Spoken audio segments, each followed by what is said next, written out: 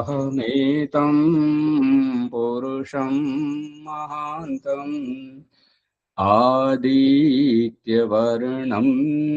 తమస పరస్తాత్ తమేవ విదిత్వా అతిమృత్యుమేతి నాన్యః పంథా విద్యతే యనాయ నాన్యః పంథా విద్యతే యనాయ. ఓం శాంతి శాంతి శాంతి. ఓం సత్యార ప్రకాశము అధ్యాత్మ సత్సంగానికి వచ్చేసినటువంటి వారందరికీ నమస్తే, స్వాగతం, సుస్వాగతం.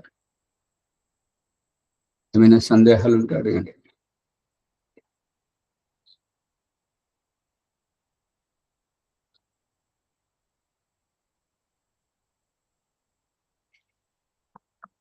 సత్యార్థ ప్రకాశము అష్టమ సముల్లాసము 183వ పుటలో చూడండి.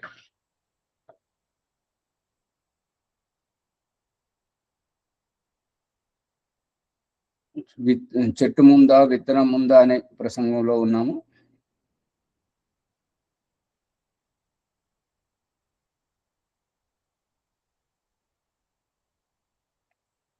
పరమేశ్వరుడు సర్వశక్తిమంతుడు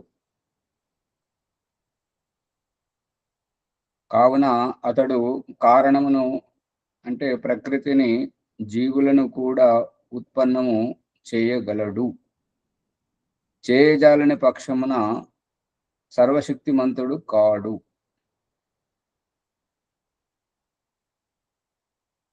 అంటే ప్రశ్నకర్త యొక్క అభిప్రాయం ఏంటంటే ప్రకృతి మరియు జీవులను అనాది పదార్థములుగా ఒప్పుకోవడం లేదు. భగవంతుడు ఉత్పన్నం చేయగలడు అని చెప్తున్నాడు. ఒకవేళ చేయలేకపోతే అతడు సర్వశక్తిమంతుడు ఎలా అవుతాడు అనేటువంటిది ప్రశ్నకర్త యొక్క అభిప్రాయం. దానికి దయానంద సరస్వతి సమాధానపరుస్తున్నాడు. ఏమనంటే ఉత్తరం: సర్వశక్తిమంతుడను శబ్దమునకు అర్థము పూర్వము వ్రాసి ఉన్నాము, కానీ అసంభవమును చేయువాడు సర్వశక్తిమంతుడని చెప్పబడున. అసంభవమును చేసేవాడు సర్వశక్తిమంతుడు అంటారా? అంటే ఎవడేని అసంభవమును కారణము లేక కార్యము చేయగలడా? ఈశ్వరుడు కారణము లేక రెండవ ఈశ్వరుని ఉత్పన్నము చేసి స్వయముగా మృత్యువును పొంది జడుడు, దుఃఖితుడు, న్యాయకారి, అపవిత్రుడు, అన్యాయకారి, అపవిత్రుడు, కుకర్మియు కాగలడా? స్వాభావిక నియమము అనగా అగ్ని, ఉష్ణము, జలము, శీతము, పృథివ్యాధి జడ పదార్థములన్నింటినీ విపరీత గుణములు కలవిగా ఈశ్వరుడు చేయజాలడు.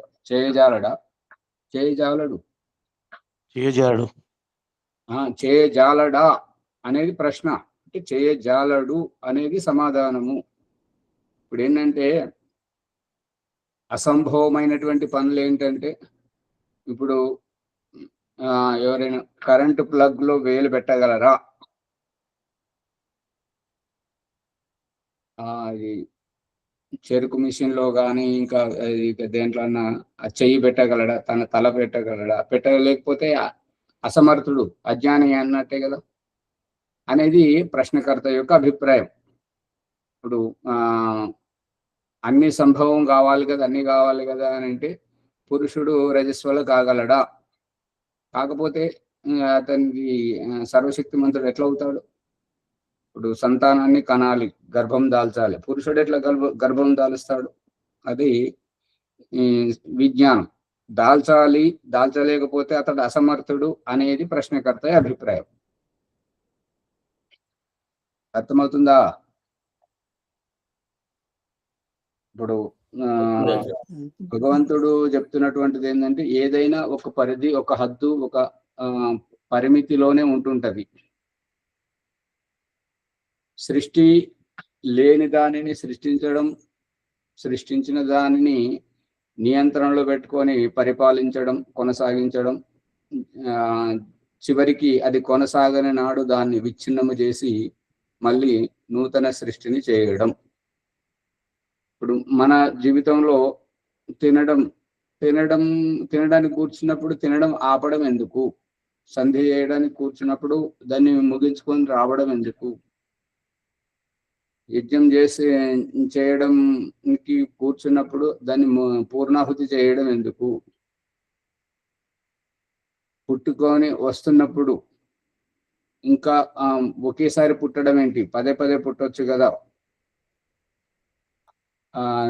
పదే పదే పడుకోవడం, పదే పదే లేవడం అన్ని చేయాలి అని ప్రశ్నకర్త యొక్క అభిప్రాయం.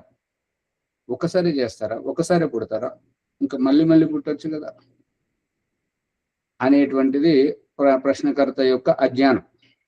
విజ్ఞానం ఏంటంటే పుట్టేవాడికి ఏమో గాని పుట్టించే వారికి నవమాసాలు మోయడం, ఆ యొక్క పుట్టించడం, వారు అనుభవించేటువంటిది అది వారికే తెలుస్తుంది. మనం బయటకెళ్ళి చూసి చెప్పే వారికి మనకు తెలియదు.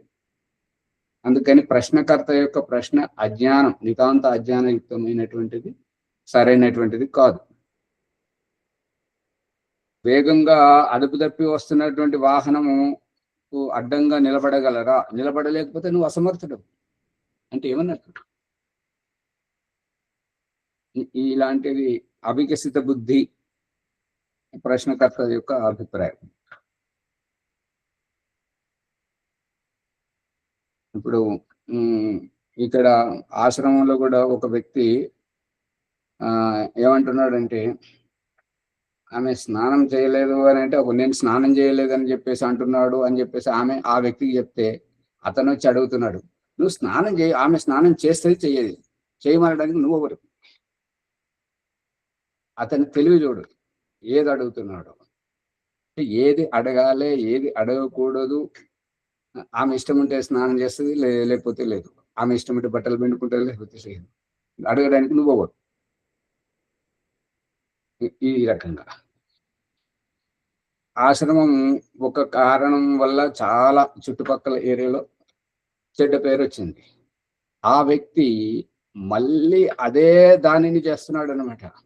ఒక గోసేవకుడు ఎవరో వచ్చారు, అతను ఏదో పొరపాటు చేసింది, అతను నిలబడితే అయిపోతుంది. గోటితో పోయేదాన్ని గొడ్డుల దాకా తీసుకొచ్చి అక్కడ రోడ్డు మీదంతా దుష్ప్రచారం చేసి మళ్ళీ అదే చెడ్డ పేరుని ఆశ్రమానికి తీసుకురావాలని ఆ వ్యక్తి ప్రయత్నం చేశాడు. అంటే ఇదంతా ఏంటంటే అవికసిత బుద్ధి, అల్పబుద్ధి.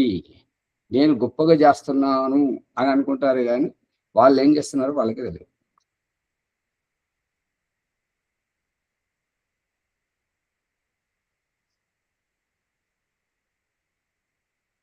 ఎవరికైనా, ఎటువంటి వారికైనా కాలం సమాధానం చెప్తుంది, ఎవరిని వదలదు కాలం. అది అభిప్రాయం.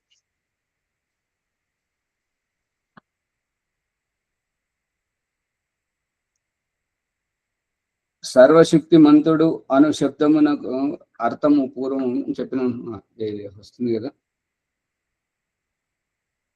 ఈ యొక్క ప్రశ్నకర్త ఏంటంటే అసంభవమును సంభవం చెయ్యాలి అని చెప్తున్నాడు. ఇప్పుడు ఏమంటున్నాడు అంటే, పెళ్లి చేసుకునేటువంటి భార్యను బయట నుంచి తేవడం ఎందుకు? నువ్వే నీ ఇష్టం వచ్చినటువంటి గుణకర్మ స్వభావములు కలిగినటువంటి ఆమెను నువ్వే పుట్టించవచ్చు కదా. సంతానమును ఆమె పుట్టించడం ఏంటి? బయటకు వెళ్ళొచ్చినటువంటి ఆవిడ పుట్టించడం ఏంటి? నువ్వే కనవచ్చు కదా నీకు ఇష్టం వచ్చినటువంటి సంతానము అనేటువంటి ప్రశ్నకర్త యొక్క అభిప్రాయం. దానికి దయానంద సరస్వతి చెప్తున్నాడు, సమాధానం చెప్తున్నాడు ఏంటంటే, అసంభవమును చేయువాడు సర్వశక్తిమంతుడని చెప్పబడున ఎవడేని అసంభవమును అంటే కారణము లేక కార్యము చేయగలడా? అంటే ఉత్పన్నం చేసేటువంటి సామర్థ్యము ప్రకృతిలో ఉంది. ప్రకృతి స్త్రీ, ఆమె స్త్రీ యొక్క ప్రకృతి కారణం లేకుండా కార్యం సంతానం ఎట్లా అవుతుంటది? ఈశ్వరుడు కారణం లేక రెండవ ఈశ్వరుని అంటే తనలాంటి ఈశ్వరుని చేసుకోగలడా? తనలాంటి ఈశ్వరుని చేసుకోగలిగితే ఇప్పుడు నువ్వు రక్షించడం సరైనది కాదు, ఇతన్ని తప్పు చేసినప్పుడు శిక్షించాలి అని చెప్పేసి ఒకరికొకరు పోట్లాడడం, న్యాయ వ్యవస్థకు అడ్డుపడడం, ఈ రకంగా నా నిర్ణయం గొప్పదంటే నా నిర్ణయం గొప్పదని ఇద్దరు ఈశ్వరులు కొట్లాడడం, ఎవరో ఒకరు చచ్చిపోవడం, మళ్ళీ అతను బతుకున్న అతను సరిగా చేస్తలేడని ఇంకొక అతన్ని ఉత్పన్నం చేసుకోవడం, ఈ రకంగా దేవుళ్ళు వాళ్ళే పరస్పరం కొట్లాడుతూ ఉండడం, ఆ నిర్ణయాలు తీసుకోవడం అనేటువంటిది నితాంత అజ్ఞానం. రెండవ ఈశ్వరుడు ఉత్పన్నమునర్చి స్వయంగా మృత్యువును పొంది జడుడు, దుఃఖితుడు, అన్యాయకారి, అపవిత్రుడు, కుకర్మి కాగలడా? స్వాభావిక నియమము అనగా అగ్ని ఉష్ణం కాదు, అగ్ని ఆ ఉష్ణమైతే అగ్ని యొక్క ప్రత్యేకత ఏముంది? అది చల్లదనాన్ని ఇవ్వాలి. జలము శీతలం, దాని యొక్క శీతలం ఇస్తే దాని యొక్క ప్రత్యేకత ఉంది, అది వేడినివ్వాలి అనేటువంటిది ప్రశ్నకర్త యొక్క అభిప్రాయం. సర్వశక్తిమంతుడు అంటే అన్ని చేయగలగాలి, అంటే విపరీతం కూడా చేయాలి అనేటువంటిది అభిప్రాయం. అర్థమవుతుందా? అవుతుంది. ప్రకృతి విరుద్ధమైన మాటలు అంటారా? అదే అంతే కదా. అంటే కాళ్ళతోటి ఎందుకు నడుస్తావు? చేతులతో బుద్ధితో ఎందుకు ఆలోచిస్తావు? ఇప్పుడు కొంతమంది తిక్కగా ఆలోచన, నీ బుద్ధి ఎక్కడ ఉంది? మోకాలలో ఉన్నది అన్నట్టుగా, మోకాళ్ళతో ఎందుకు ఆలోచించట్లేదు అన్నట్టుగా, అన్ని అంటే ఏవైతే సంభవం కావో అవి చెయ్యాలనేటువంటిది ప్రశ్నకర్త యొక్క అభిప్రాయం. విపరీత గుణములు కలవిగా ఈశ్వరుడు చేయజాలాడు. విపరీత గుణాలు చేస్తుంటే, వ్యవహారం చేస్తుంటే అతన్ని ఈశ్వరుడని గొప్పగా ఎవరు కీర్తిస్తుంటారు?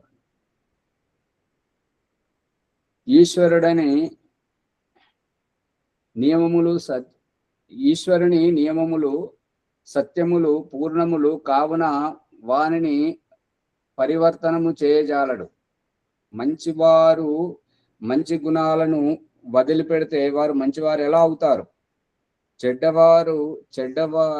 గుణాలను వదిలిపెడితే వారు చెడ్డవారు ఎలా అవుతారు? అందుకని భగవంతుడు ఇప్పుడు తల్లితనాన్ని, తల్లడిల్లే తత్వాన్ని, ప్రేమ మమకారాన్ని వదిలిపెడితే ఆమె తల్లి ఎలా అవుతుంటది?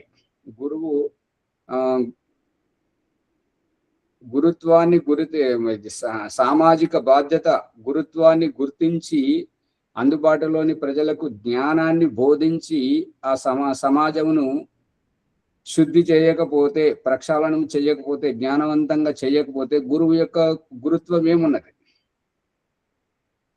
అది గుర్తించాలి. అందుకని ఈశ్వరుని యొక్క నియములు సత్యములు పూర్ణములను కావున వానిని పరివర్తనం చేయజాలడు. పరమేశ్వరుడు ఇతరుని సహాయం అపేక్షింపకయే, అంటే ఇతరుల సహాయం తీసుకోకుండానే తన కార్యములను అన్నింటినీ పూర్ణము చేయగలుగుటయే సర్వశక్తిమాన్ పదమునకు అర్థం.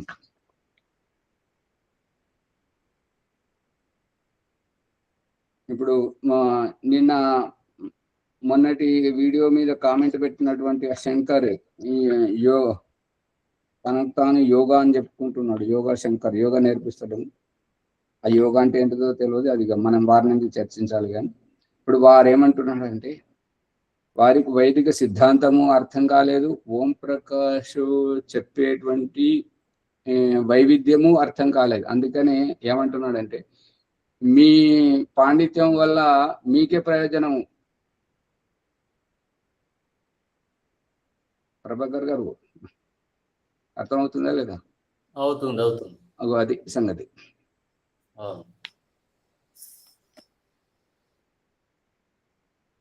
ఏంటంటే ఆడలేక మధ్యలో అయితే అది మధ్యలో తేడా అంటారా, ఏమంటారు కదా, అట్లా. ప్రశ్న: ఈశ్వరుడు సాకారుడా నిరాకారుడా? నిరాకారుడైన హస్తపాదాదులు లేక జగత్తును నిర్మింపజాలడు. సాకారుడైన ఎట్టి దోషమును ఉండదు. ఇప్పుడు ఈ యొక్క ప్రశ్నకర్త యొక్క అభిప్రాయం ఏంటంటే,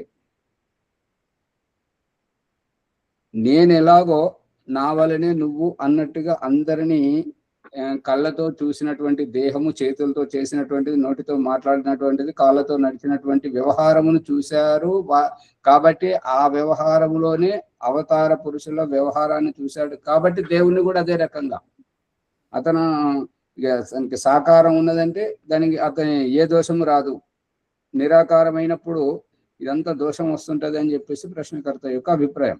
దీనికి దయానంద సరస్వతి సమాధాన పరుస్తున్నది ఏంటంటే, ఉత్తరం: ఈశ్వరుడు నిరాకారుడు, సాకారుడు, శరీరయుక్తుడైన వాడు ఈశ్వరుడు కాడు. ఈశ్వరుడు నిరాకారుడు. ఇది సమాధానం. ఇక దానికి వివరణ ఇస్తున్నాడు ఏంటంటే, సాకారుడు శరీరయుక్తుడైన వాడు ఈశ్వరుడు కాడు. ఏలయన ఎందుకనంటే, సాకారుడు పరిమిత శక్తి యుక్తుడు. పరిమిత శక్తి యుక్తుడు అంటే పరిమితమైనటువంటి సామర్థ్యం. ఇప్పుడు ఏమంటాడు, ఓంప్రకాష్ చదువుకున్నప్పుడు గురుకులంలో ఒక వ్యక్తి ఉండే, మహారాష్ట్ర అతను. ఎవరైనా కొత్తగా వచ్చిన వాళ్ళు వచ్చి పరిచయం చేసి అడుగుతాడు, ఏమంటాడంటే, ఎలా ఉన్నారు అని అంటే, ఏ ఉండడు, అదే శ్వాస తీసుకుంటున్నాను, అదే భూమి మీద నడుస్తున్నాను, అలాగే చేత్తో తీసుకొని నోట్లో పెట్టుకొని తింటున్నాను, అలాగే భూమి మీద అలసిపోయినప్పుడు పడుకుంటున్నాను, ఆ పడుకున్న కాడికి వెళ్ళి లేస్తున్నాను, ఇంకా ఏం బాగుండడం అంటాడు.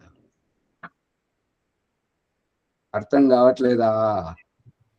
అవుతుంది. అదే బాగుండే విధానం ఆలోచించుకోవచ్చు కదా. కొత్త మార్పు ఏం రాలేదని ఆయన ఉద్దేశం.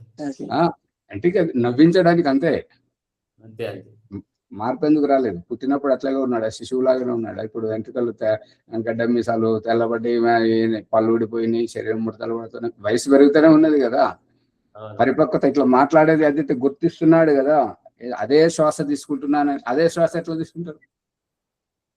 ఇప్పుడు నీటి కాలువలో అక్కడ కాలువ దగ్గర ఉండి నీరు తాగుతున్నప్పుడు, ప్రవహించే నీటిలోంచి దోసిట్లో నీళ్లు తాగుతున్నప్పుడు, మొదటి దోసిలి నీటిలో ముంచి నీళ్లు తీసుకొని తాగినప్పుడు రెండవ దోసిలి వెళ్ళేటప్పుడు అవే నీళ్ళు అక్కడ ఉంటాయా? అదే శ్వాస. ఇప్పుడు శ్వాస ఏ శ్వాస అయితే తీసుకుంటున్నారో గాలితోటి, మరి ప్రతి శ్వాస అదే శ్వాస ఎట్లా తీసుకుంటారు? గాలి నిరంతరంగా ప్రవహిస్తుంది కదా. తినే అన్నంలో కనబడుతుంది కదా, మన కంచంలో ఎంతైతే వడ్డించారో మొదటి ముద్ద అదే అదే అన్నం ముద్దను కంచంలోంచి లేపి నోట్లో పెట్టుకొని తింటున్నాను అంటే అదే ముద్దని ఇట్లా తింటావు? ఆ ముద్ద మొదటిసారి వెళ్ళిపోయింది కదా, రెండోసారి రెండో ముద్ద కదా. ఆ రకంగా తింటున్నప్పుడే కదా అన్నం అయిపోయింది. కాబట్టి మళ్ళీ వడ్డిస్తాను వస్తే లేదు, నాకు చాలు, నాది నిండింది అని అంటున్నావు కదా. ఏది మాట్లాడరు? అవునాచార్య అట్లనే ఉంటది కదా మరి. అందుకని నిండింది అనేది ఎవరు? అంతవరకైతే తెలుసుకున్నాడు కదా, అంతవరకైతే తన బుద్ధి వికాసం జరిగింది కదా.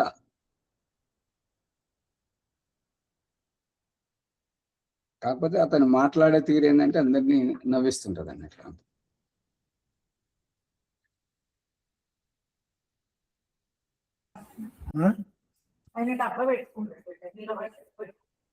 మునిగారు మైక్ బంద్ చేయండి. దేశకాల వస్తువులందు పరిచ్ఛిన్నుడు, ఆకలి దప్పికలు, ఛేదన భేదనములు, శీతోష్ణములు,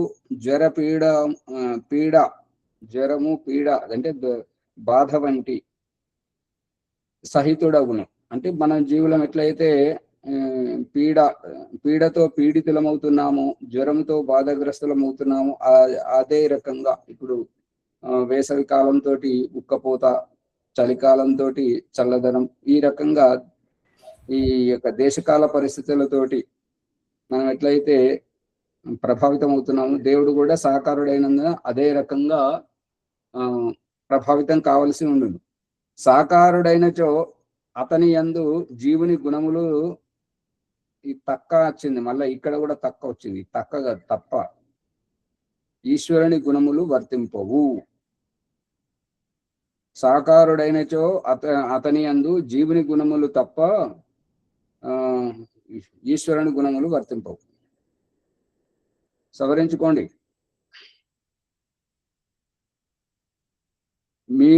మేము సాకారులము, శరీరధారులము, అందువలన మనము త్రసరేణువులను, అణువులను, పరమాణువులను, ప్రకృతిని వశపరుచుకొన జాలము. ఈ అభిప్రాయం ఏంటిది? మళ్ళీ వినండి. మనము త్రసరేణువులను, అణువులను, పరమాణువులను, ప్రకృతిని వశపరుచుకోజాలము.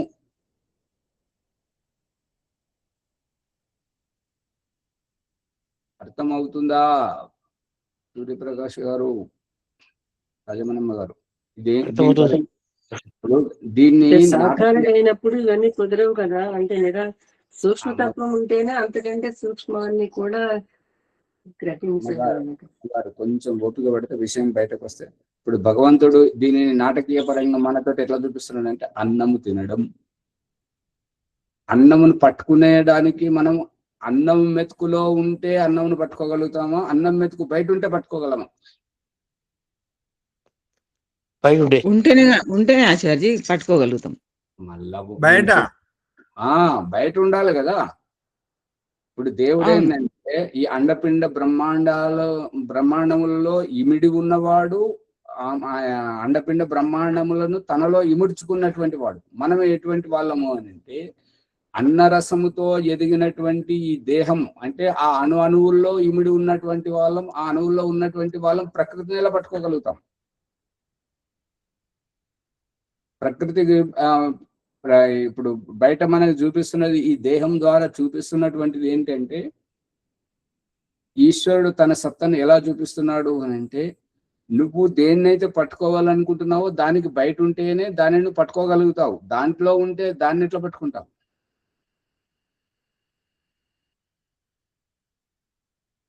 ఇప్పుడు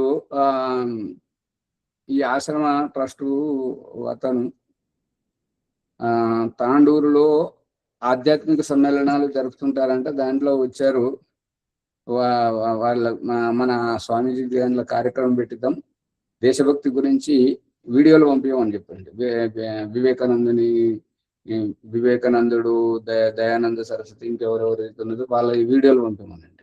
అంటే వాళ్ళ వీడియోలు కాదట, ఓం ప్రకాష్ వివేకానందుని పేరుతోటి వివేకానందుడు ఎట్లా దేశభక్తిని చాటాడో, దయానంద సరస్వతి ఎట్లా దేశభక్తి చాటాడో అటువంటి వీడియోలు చేసి పంపాలంట. పంపితే వాళ్ళు అక్కడ వాళ్ళ ఎవరైతే ఆయోజకులు ఉన్నారో వాళ్ళకు పంపించి వాళ్ళు చూసిన తర్వాత అప్పుడు మనకు అనుమతిస్తారంట. అట్లా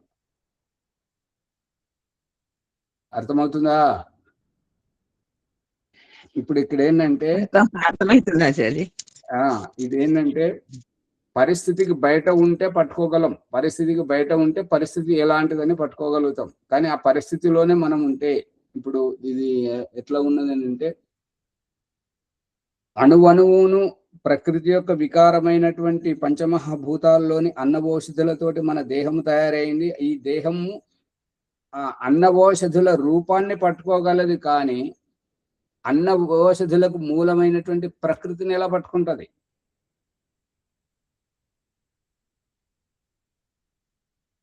మాట్లాడరు.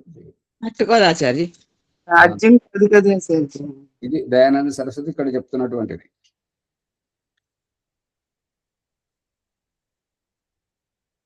త్రసరేణు, ఇప్పుడు ఈ త్రసరేణు దగ్గరికి తీసుకెళ్తాను చూడండి.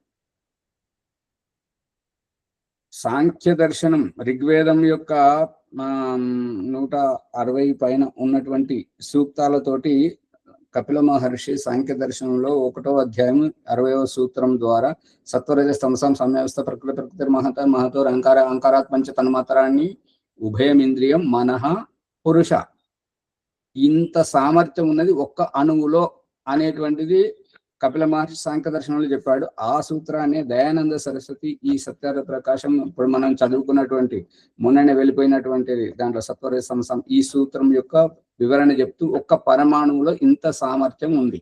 అటువంటిది ఒక్క అణువు. అటువంటి అణువుకు ఇంకొక అణువు తోడైతే 2 అణువులు, 3 అణువులు తోడైతే త్రసరేణువులు. త్రసరేణువులను, అణువులను, పరమాణువులను, ప్రకృతిని వశపరుచుకోజాలము. అంటే మనం జీవాత్మలో మనం వశపరుచుకోజాలం. ఎందుకు అంటే ఆ ప్రకృతిని ఆసర చేసుకునే మనం ఉంటున్నాము.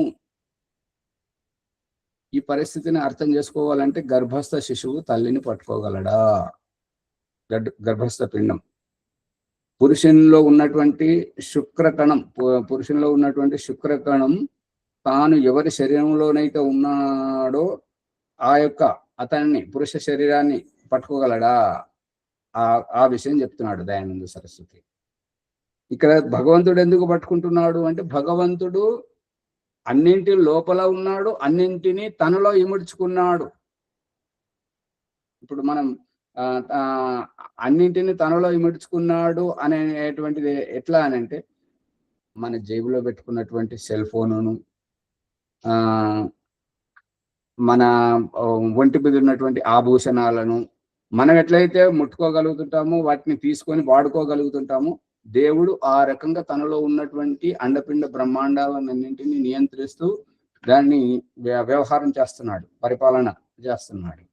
ఆ రకంగా జీవుడు చేయలేడు అనేది ఇక్కడ. జీవుడు చేయలేడు అనే విషయం ఎందుకు వస్తుంది అంటే, జీవుడు అల్పజ్ఞుడు, పరమేశ్వరుడు సర్వజ్ఞుడు అనే విషయాన్ని నిరూపించడానికి ఈ విషయం చెప్పడం జరుగుతుంది. అట్లే ఈశ్వరుడును స్థూల దేహధారి అయినచో అతడును ఆ సూక్ష్మ పదార్థములతో స్థూల జగత్తును నిర్మింపజాలడు. ఆ విధముగానే ఈశ్వరుడును స్థూల దేహధారి అయితే అతడును ఆ సూక్ష్మ పదార్థములతో స్థూల జగత్తును నిర్మింపజాలడు. ఇప్పుడు ఏంటంటే,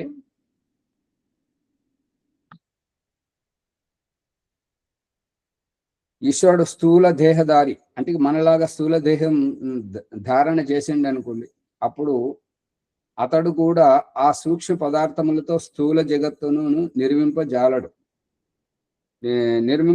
అంటే, ఇప్పుడు మనము ఏ అన్న పరమాణువులతోటి, అన్న రసంతోటి అన్నమును ఒలిచి కనబడే రూపాన్ని విసర్జించిన తర్వాత కనబడని అన్న రసము, రక్తము ముఖ మారుతుంది, రక్తం మాంసంగా మారుతుంది, మాంసం మధ్య మేధ అస్థి శుక్రము ద్వారానే జీవాత్మ పురుష శరీరం నుండి స్త్రీ గర్భాశయానికి వెళుతుంది. ఆ రకంగా మనము మన శరీరాన్ని నిర్మించుకోజాలమా? అది ఒక ప్రక్రియ. ఇప్పుడు ఇది పరిస్థితి ఎలా అంటే, వంట చేసేటప్పుడు ఈ సుగంధ ద్రవ్యాలతోటి ఒక ద్రవ్యంతో పాటు అనుపాతంలో కలిస్తే అది సంస్కారవంతమై ఎంతో రుచికరంగా ప్రియముగా అనిపిస్తుంది. ఇప్పుడు యొక్క దయానంద సరస్వతి చెప్పదలుచుకున్నది ఏంటి అంటే, ఏ సుగంధ ద్రవ్యము తన సుగంధముతోటి మొత్తం ఇంకొక దానితోటి అనుపాతంలో కలిసిన తర్వాత తయారయ్యేటువంటి పదార్థ రుచిని తాను ఉత్పన్నం చేయగలదా? ఉప్పు కమ్మటి కూరను రుచి చూపించగలదా? కారం చేయలేదు. ఆ విషయం చెప్తున్నాడు ఇక్కడ. ఇప్పుడు వంటవాడి విషయం వేరు. వంటలో అన్ని రకాల సుగంధ ద్రవ్యాలను అనుపాతంలో ఎప్పుడు ఎంత కలపాలి అనేటువంటి అతడి వివేకం మీద ఆధారపడి ఉన్నది. కాబట్టి వంట తయారైన తర్వాత రుచితనం తెలుస్తుంది. ఇప్పుడు దయానంద సరస్వతి అనేది ఏంటంటే, ఆ వంటలో ఇమిడినటువంటి రుచులు, ఏ రుచి అయినా సరే వంట తయారైన తర్వాత అన్ని రుచుల మేళవింపుతో, అన్ని రుచుల కలయికతో ఏ స్వాదిష్టమైనటువంటి రుచి ఏర్పడుతుందో ఆ మంచి రుచిని ఈ ఒక్క పదార్థము ఇవ్వగలదా అనేది అభిప్రాయం. ఇవ్వలేదనే విడివిడిగా దేని స్వభావం దానికి పెట్టాడు భగవంతుడు అనేది అభిప్రాయం.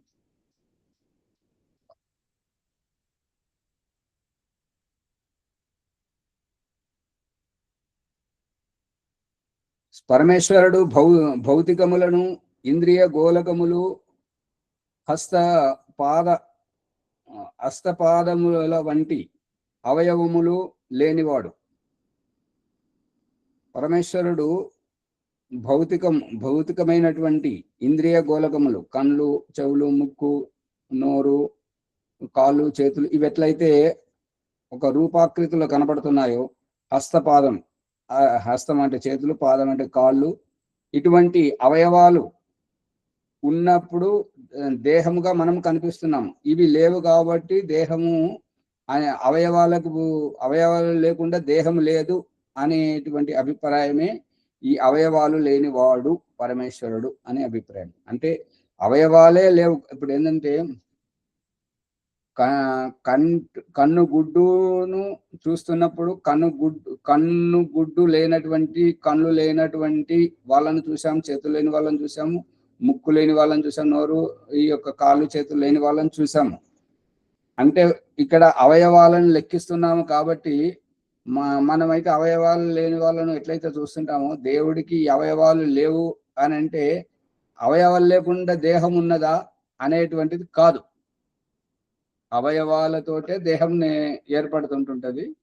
బయట అవయవాలు మనం ఎట్లయితే చూస్తున్నామో లోపల ఉన్నటువంటి అవయవాలు వేరు, లోపలి అవయవాలు బయట అవయవాలతోటే దేహం ఏర్పడుతుంటది. అటువంటి అవయవాలు లేనివాడు భగవంతుడు, అంటే దేహం లేనివాడు.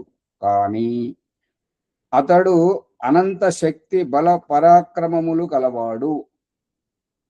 ఈ దేహం మాత్రమే లేదు, అవయవాలు మాత్రమే లేవు, కానీ అతనికి మనకంటే ఎంతో అపారమైనటువంటి శక్తి బల పరాక్రమములు కలిగినటువంటి వాడు.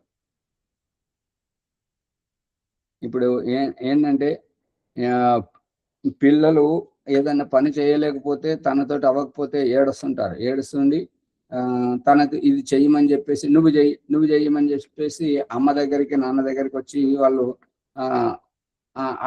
అంటారు, నేను ఏం చేస్తానంటే లే చెయ్యమంటారు. చేసిన తర్వాత వాళ్ళు సంతోషపడతారు, అమ్మో నీకు చాలా బలం ఉంది అనడం గమనించారా? గమనించవాచారి. గమనిస్తే ఇప్పుడు ఒక మనోరంజనం చూడండి.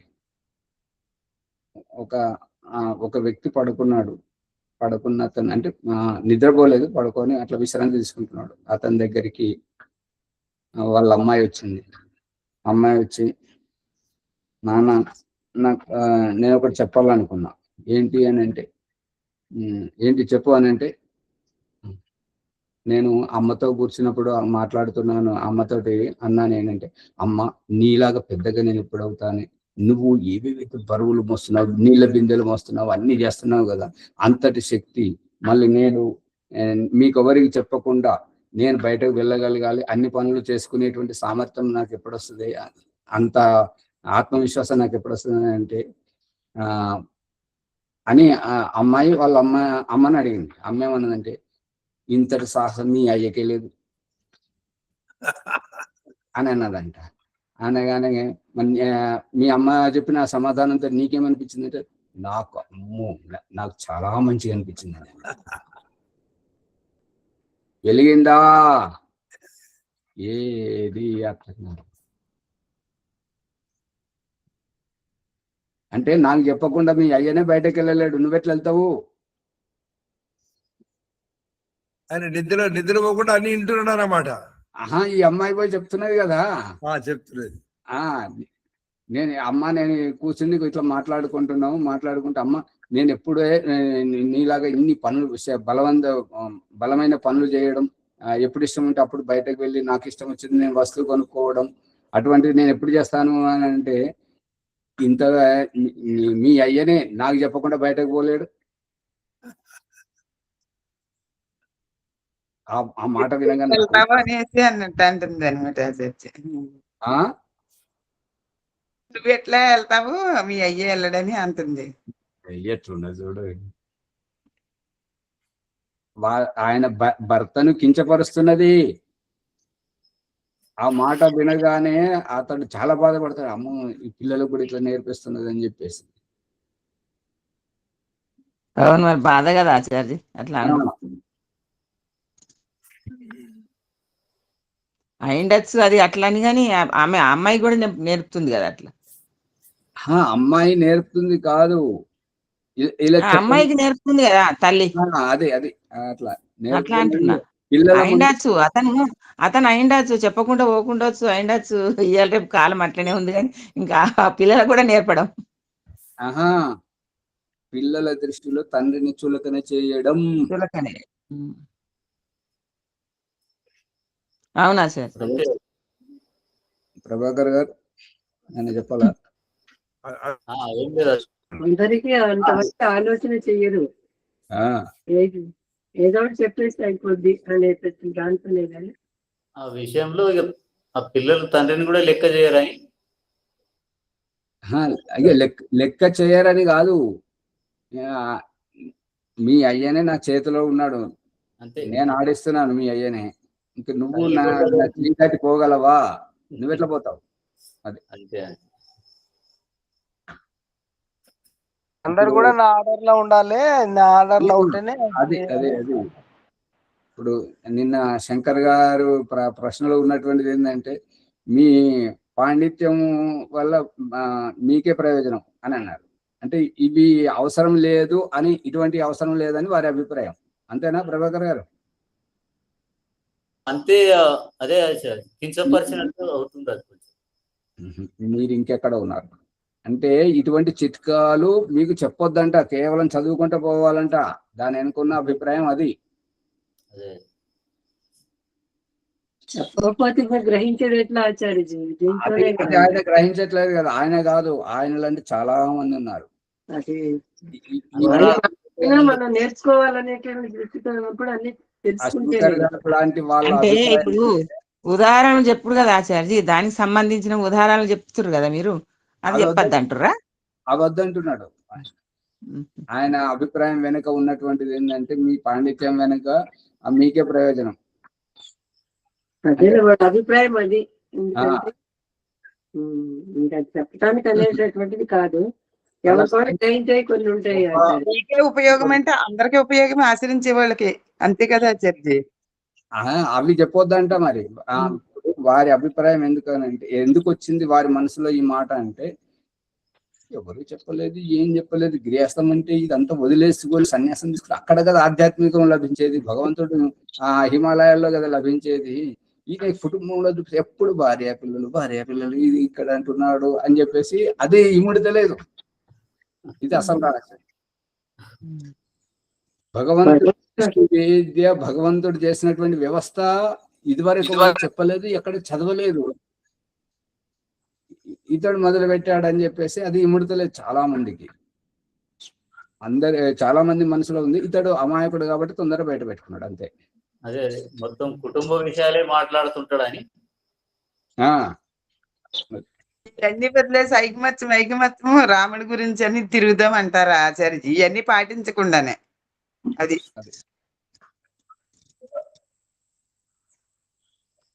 భౌతికంగా ఆలోచిస్తున్నాడు కాబట్టి అంటే వస్తుంది ఆచార్య. కుటుంబంలో ఉన్నాళ్ళే వదిలేస్తుంటే ఈ విషయాలన్నీ ఈ విషయాలు చెప్పడం వల్లనే కదా కొన్ని గ్రహించి ఇప్పుడు మేము కూడాను ఏది చెయ్యాలి చేయొద్దు అనేది ఆలోచన రావాలి కదా ఆచార్య.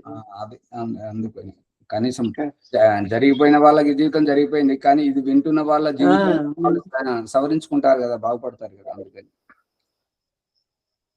ఒక విషయంపై 4 దృష్టాంతాలు ఇచ్చినప్పుడే చాలా మందికి అవగాహన అర్థం అవుతుంటుంది, లేకపోతే కాదు. సరే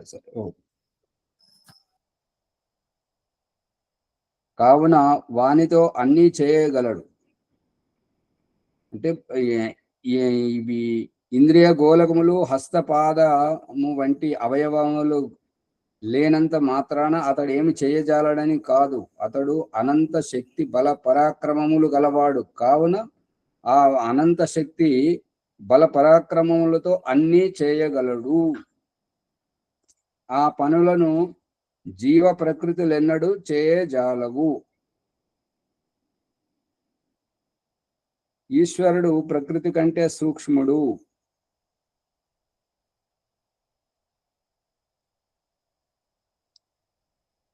ఈ విషయం పట్టుకోండి. ఈశ్వరుడు ప్రకృతి కంటే సూక్ష్ముడు అన్న విషయాన్ని చెప్పండి. ఎలా? ఈ విషయాన్ని భగవంతుడు చూపిస్తున్న దృష్టాంతం ఏంటంటే, అన్న పదార్థముల మాధ్యమంగా పౌష్టికతను మన వరకు చేర్చడం. మన వరకు చేరగానే ఏ మాధ్యమాలు అవుతున్నాయో మాధ్యమాలను వదిలింపజేయడం. అంటే ఆహార అన్న పదార్థ రూపం మన దేహం వరకు రావడం, దేహము దాన్ని ఒలిసి కనబడే రూపాన్ని ఒలిచేయడం, కనబడని పౌష్టికత మన దేహానికి వంట పట్టింపజేయడం. ఇది అంటే పాత్రలో పెట్టిన వస్తువును సురక్షితం చేయడానికి పాత్ర అవసరం, కానీ పాత్ర కోసం వస్తువు కాదు. అంతేనా? నీళ్ళ కోసం గ్లాసు కావాలా, గ్లాస్ కోసం నీళ్లు కావాలా? నీళ్ళ కోసం గ్లాసే కావాలి ఆచార్యజీ. అది అది ఇక్కడ చెప్తున్నటువంటిది. భగవంతుడు ప్రకృతి కంటే సూక్ష్ముడు. అందుగురించి ప్రకృతి భగవంతుణ్ణి పట్టుకోజాలదు, భగవంతుని తయారు చేయజాలదు. అదే రకంగా జీవుడు కూడా. జీవ ప్రకృతులలో ఈశ్వరుడు వ్యాపకుడు. జీవుడు ప్రకృతి వ్యాప్యము. అందువలన వానిని పట్టుకొని జగదాకారమున మార్పగలడు, మార్పు చేయగలడు. మార్పు చేయాలి అని అంటే ప్రకృతి తనకు తాను ఏమీ అవదు. దాన్ని అది ఏమైనా అవ్వాలి అంటే దాంట్లో జీవ సంయోగం ఉండాలి. జీవుడి యొక్క చైతన్యం వలనే ఈ ప్రకృతి కనబడే రూపం పెరగడం, తరగడం, పురుగు పట్టడం, పాడైపోవడం, ఇవన్నీ జరగడం జీవుని కారణంగానే. పట్టుకుంటున్నారా లేదా?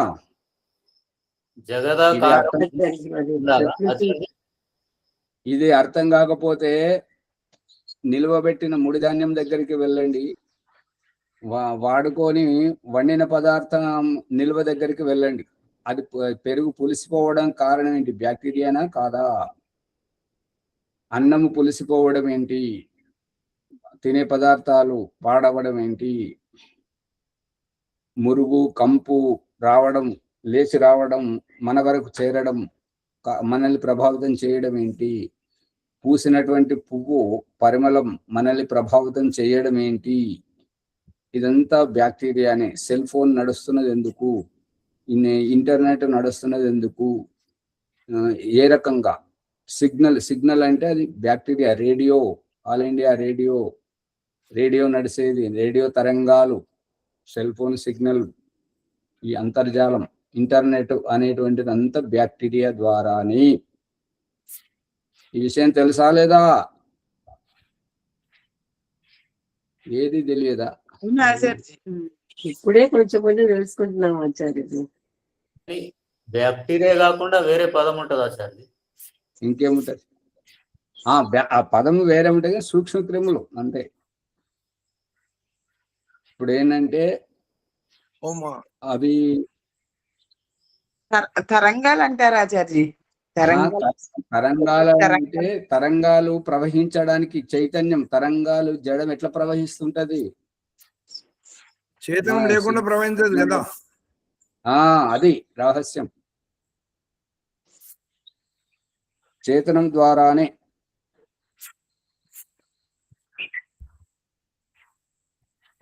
సమయం నాస్తే ఆచార్య. ఏమైనా పాట ఉంటే పాడండి, సమయం ఉంది కదా. జగదాకారముగా ఉండాలా ఆచార్య ఇక్కడ? ఏమంటారు? జగదాకారముగా, కారము నా అని ఉన్నది, గా ఉంటే బాగుంటది.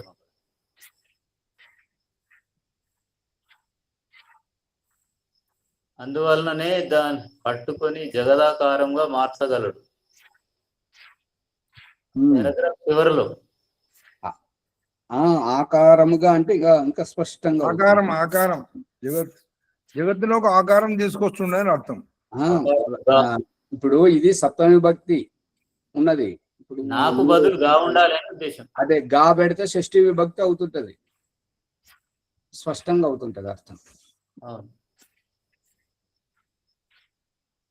ఒక పాట పాడుతున్నాం ఆచార్య. పాడండి. ఓం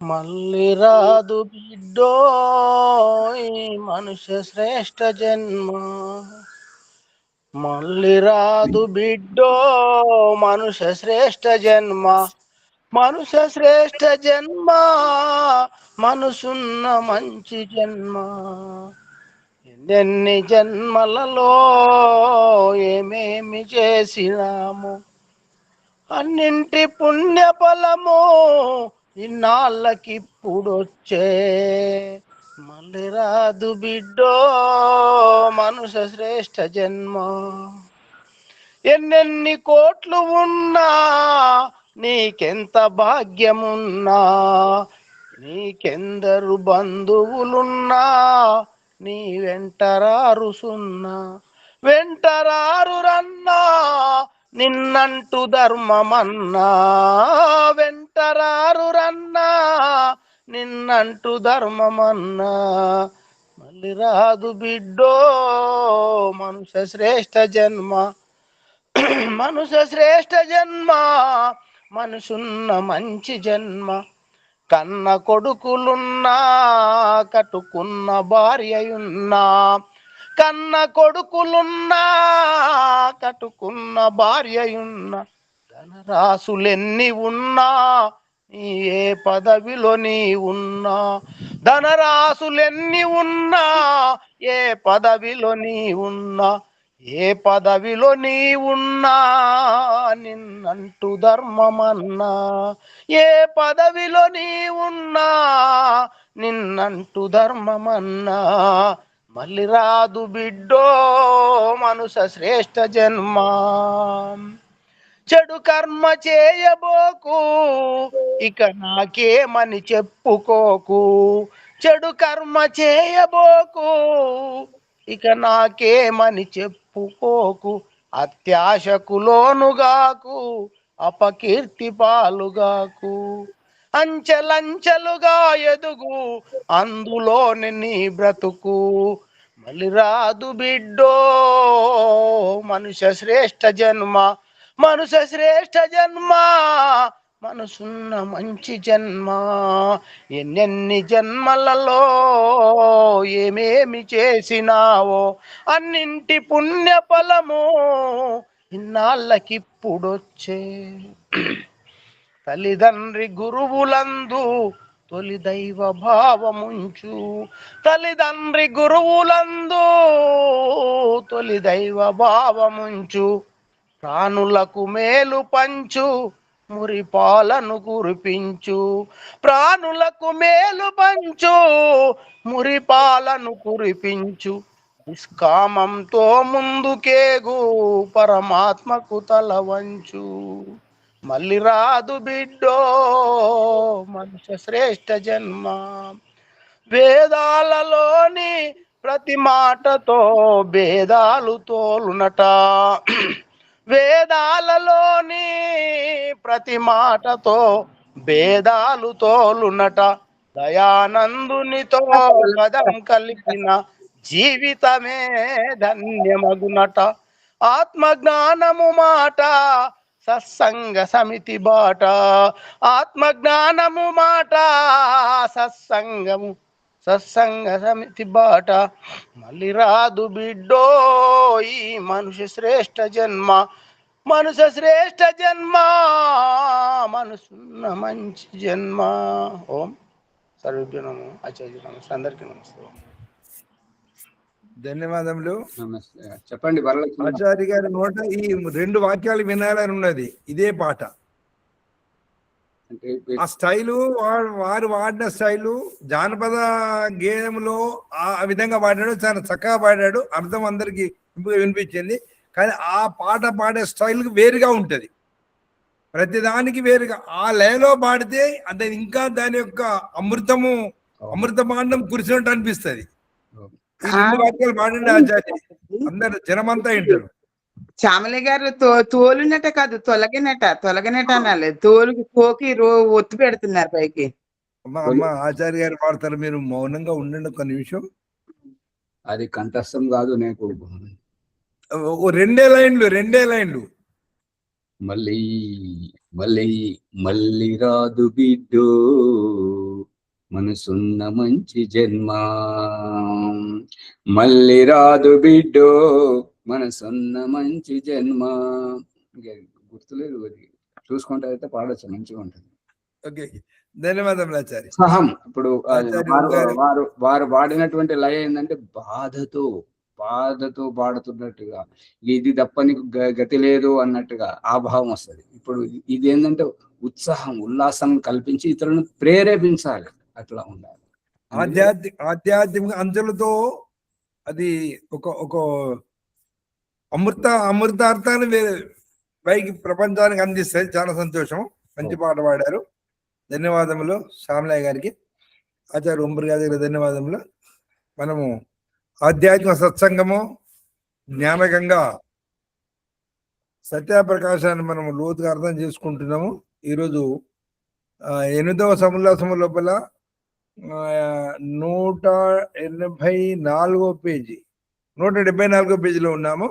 క్షమించండి. పరమాత్ముడు సాకారం నిరాకారుడు అనే తత్వాన్ని తీసుకొని, తర్వాత పరమాత్మ సర్వశక్తిమంతుడని, పరమాత్ముడు కాలు చేతులు లేకుండా ప్రపంచాన్ని ఎట్లా చేసాడని ఆయన ప్రశ్న అడుగుతూ ఉన్నాడు.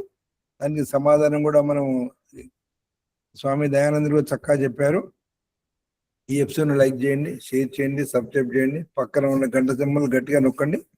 శంకా సమాధానం అడగండి. ఎంత శంకా సమాధానం మీ కామెంట్ రూపంలో రాస్తే అంత ఇంకా విజ్ఞానం బయటకు వస్తుంది. ఈరోజు వైదిక సంధోపాసన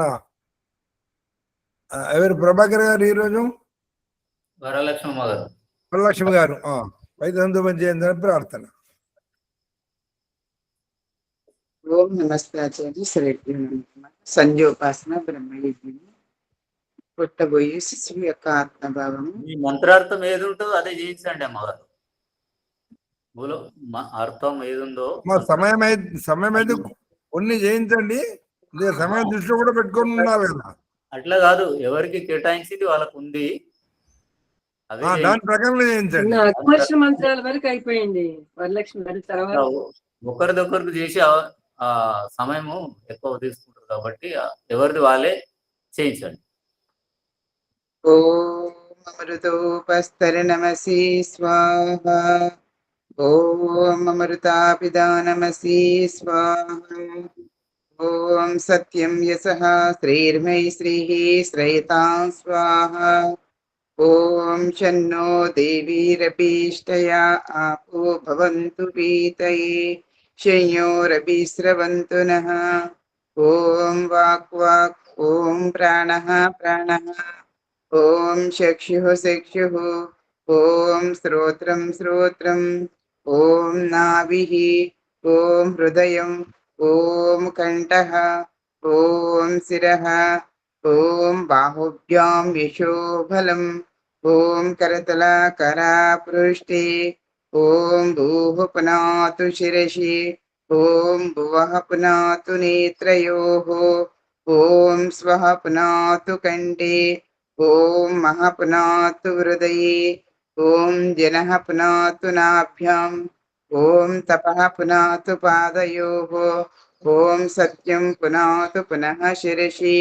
ఓం కం బ్రహ్మ పునాతు సర్వత్ర. ఓం భూః. ఓం భువః. ఓం స్వః. ఓం మహః. ఓం జనః. ఓం తపః. ఓం సత్యం. ఓం ఋతం చ సత్యం సావిద్ధా తపసోధ్యజాయత. తతో రాత్రియజాయత. తతః సముద్రో అర్ణవః. సముద్రాదర్ణవాదీ సంవత్సరో అజాయత. అహోరాత్రాని విదదతి స్వస్య మిషతో వసి. సూర్యాచంద్రమసౌ ధాతా యథా పూర్వమకల్పయతు. దివిం చ పృథివీం చాంతరిక్షమదో స్వః. ఓం షన్నో దేవీరభీష్టయా ఆపో భవంతు పీతయే శయ్యోరభిస్రవంతు నః. ఓం ప్రాసీదిగగ్నిరధిపతిరషితో రక్షితాదిచ్చాయిషవః. తేభ్యో నమోధిపతిభ్యో నమో రక్షితృభ్యో నమః. ఇషుభ్యో నమ ఏభ్యో అస్తు. యోస్మాన్ ద్వేష్టియం వయం దిస్మస్తంభోజం వేదత్మః. తూర్పు దిశలో అగ్ని అధిపతి అయి ఆదిత్య కిరణములతో అప్పును చేర్చుకుంటూ రక్షిస్తున్నాడు పరమేశ్వరుడు. దక్షిణాదిగింద్రోధిపతి స్థిరచ్చీరాచీరక్షితా పితరశవః तेभ्यो नमोऽधिपतिभ्यो नमो रक्षितृभ्यो नम इषुभ्यो नम येभ्यो अस्तु योऽस्मान् द्वेष्टियं वयं दिस्मस्तंभो चम्बे दद्मः. దక్షిణ దిశలో ఇంద్రుడు అధిపతి అయి వంకర టింకర కుటిలముగా నడిసే ప్రాణుల నుండి కుట్ర తంత్రాలు చేసే వారి నుండి రక్షణ చేస్తూ రక్షిస్తున్నాడు పరమేశ్వరుడు. ప్రదీచీదిక్వరిణోదధిపతిః ప్రదాకూరక్షితాన్నమిషవః तेभ्यो नमोऽधिपतिभ्यो नमो रक्षितृभ्यो नम इषुभ्यो नम येभ्यो अस्तु योऽस्मान् द्वेष्टियं वयं दिस्मस्तंभोजम्बे दद्मः. పశ్చిమ దిశలో వరుణుడు అధిపతి అయి పొట్టతో పాగుతుండే పురుగులను ఆశ్రయింపజేసి ఈ అన్నము నిరాపద జీవనాధారమని తెలుపుతూ అన్నదాతగా రక్షిస్తున్నాడు పరమేశ్వరుడు. ఉదీచీదిక్ సోమోది అధిపతి స్వజో రక్షితాసి నిర్షవః तेभ्यो नमोऽधिपतिभ्यो नमो रक्षितृभ्यो नम इषुभ्यो नम येभ्यो अस्तु योऽस्मान् द्वेष्टियं वयं दिस्मस्तंभो चम्बे दद्मः. ఉత్తర దిశలో సోమ అధిపతి చిరాగత విద్యుత్తు మెరుపుతూ నత్రజని విడుదల చేస్తూ పంటలను సస్యశ్యామలం చేస్తూ రక్షిస్తున్నాడు పరమేశ్వరుడు.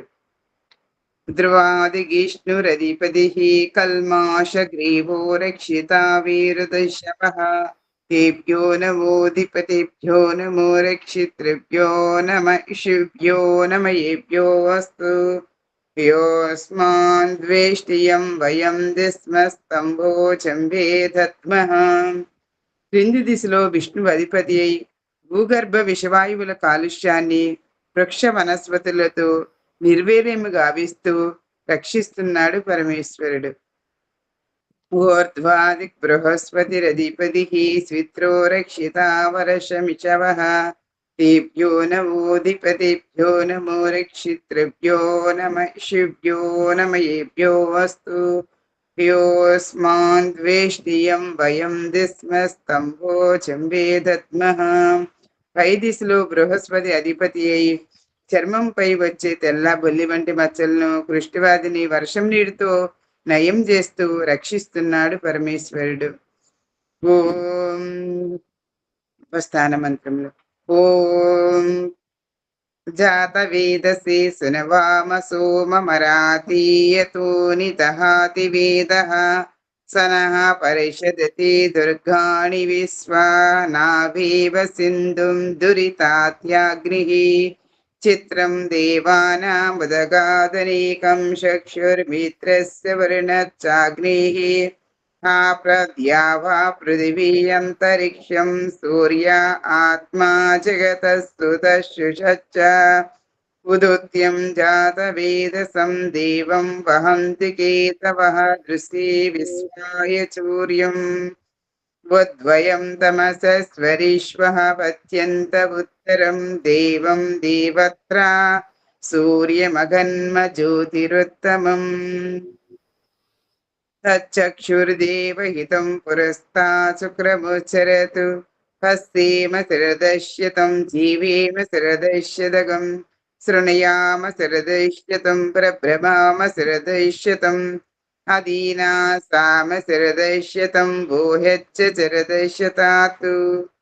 ఓం షన్నో దేవీరభీష్టయా ఆపో భవంతు పీతయే శన్యోరభిస్రవంతు నః.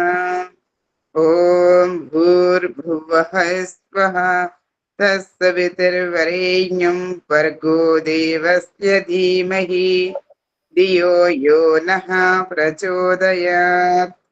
ఏ రక్షక ఓ సచితానంద స్వరూప నిత్యుడువు బుద్ధుడువు ముక్త స్వభావుడు అజరుడు అమరుడు అభయుడు నిత్యుడు పవిత్రుడు సృష్టికర్తయ్య ఉన్న పరమాత్మని అనేక నమస్కారములు సమర్పణ భవన్. ఏ జగదీశ్వర దయానిధి, ఈ జప ఉపాసనాది కర్మములు చేస్తున్న మేము సత్వరమే మాకు సిద్ధులు ప్రాప్తించుకుందాము గాక.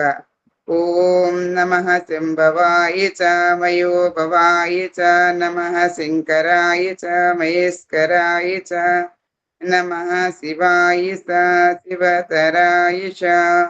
ఓం శన్నో దేవీరభీష్టయ ఆపో భవంతు పీతయే శయోరవిస్రవంతు నః. ఓం నమస్తే ఆచార్య సర్వేభ్యో నమో నమః. అమ్మగారు సంధ్యోపాసన చేసేటువంటిప్పుడు మీరు అర్థాలు ఏవైతే చెప్తున్నారో ఆ సంధ్యకు మీకు ఏమి సంబంధం లేదన్నట్టుగా భాష ఉండదు. టీవీలో ఏమొచ్చింది వాళ్ళ సీరియల్ అంటే ఇట్లా చేశారు అని చెప్పేసి దేవుడి గురించి ఆయన చేసింది మీరు చెప్తున్నారు. అక్కడ చెప్పాల్సింది ఏంటంటే అది గ్రహిస్తున్నది మీరు. నా గురించి ఇంత చేస్తున్నావా ప్రభు అనేటువంటి కృతజ్ఞత భావం వ్యక్తం కావాలి. ఆడుతూ తూలుతున్నట్టుగా తమాషాగా చెప్తున్నారు పదాలు. అది మీరు గ్రహించండి. మళ్ళీ అది సమర్పణ చేసేటప్పుడు సిద్ధులు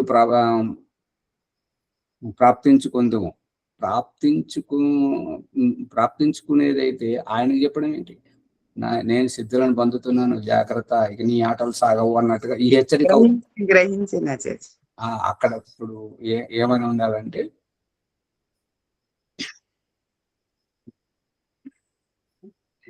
ఈ దయ వలన మేము చేయుచున్న ఈ జప ఉపాసనాది కర్మల ద్వారా మా యొక్క ధర్మార్థ కామమోక్షముల సిద్ధిని సత్వరముగా ప్రాప్తించుకున్నట్లు అనుగ్రహించు ప్రభు. ప్రాప్తింపచేయుము, అనుగ్రహించు.